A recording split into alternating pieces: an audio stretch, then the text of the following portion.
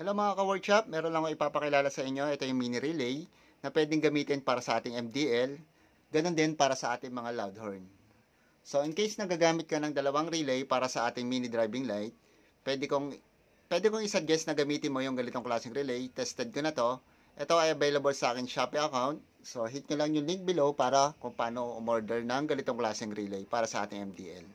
So ano ba ang kagandahan nito kumpara sa mga relay na malalaki, no? Ayan. Ang mga relay na malaki, kung titingnan nyo, yung mga relay na ganito, automotive relay, masyado siyang malaki at bulky, masyado siyang kakain ng space para sa ating motor, kumpara sa relay na ipinapakilala natin mga ka-workshop. Isa pa, ang bawat relay na nakalagay dito ay 10 amps per relay. So, dalawang relay, 20 amps, kayang-kaya niya ng pailawin kahit 60 watts na MDL na ating gagamitin. Yun. At bukod pa doon, gagana lang ang relay na to once na in-on natin yung ating MDL, kumpara naman sa isang relay lang na gagamitin natin na always naka-on at umiinit, no? Meron pang possible na magkaroon ng problema sa ating wiring. So, lalong-lalo na sa mga FI na motor.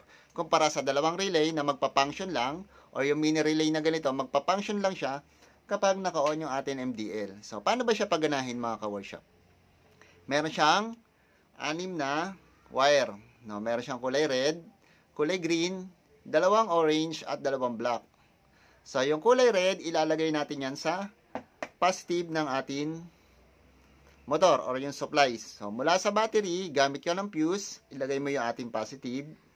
Siya yung magsisilbing common o source ng ating MDL.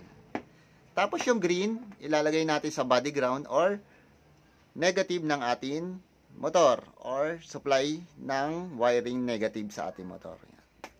Yung dalawang black naman, mga ka-workshop, siya naman yung ating trigger ng relay. So, manggagaling siya sa ating 3-way switch. Yan. High and low ng 3-way switch.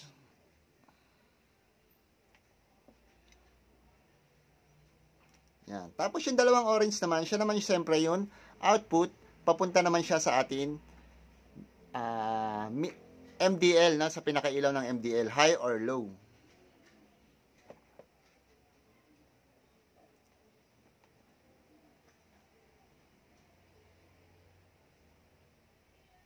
So, yun.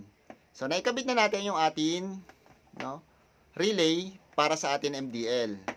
So, bubuksan natin ating MDL. So, yan, ang kanyang low at high. Yan. Yung ganitong klaseng relay ay hindi siya nagkukonsume ng mataas na resistance. Kung kaya, never na malobat ang iyong motor kahit na naka-on ang iyong MDL. Yan. Isa pa, ang ginamit natin ditong mga wire ay gauge 16. Gauge 18 mga ka-workshop. Kaya, mas mababa ang resistance niya kumpara sa mas maliliit na wire or stock wire ng ating harness sa ating motor. At ganoon din, ang pagkakagawa nitong relay na to ay nakahinang siya at intact na intact siya sa loob. Ganon, binalutan din natin siya or nilagyan rin natin siya ng silicone.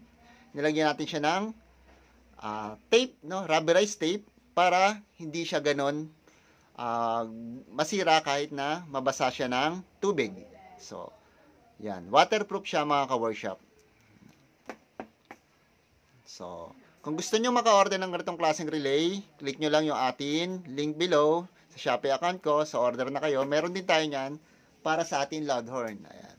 Kung papansin niyo, 3 relay para sa loud horn, MDL, kumpara sa 3 relay na ikakabit o usually na ginagamit natin sa ating motor. Ayan.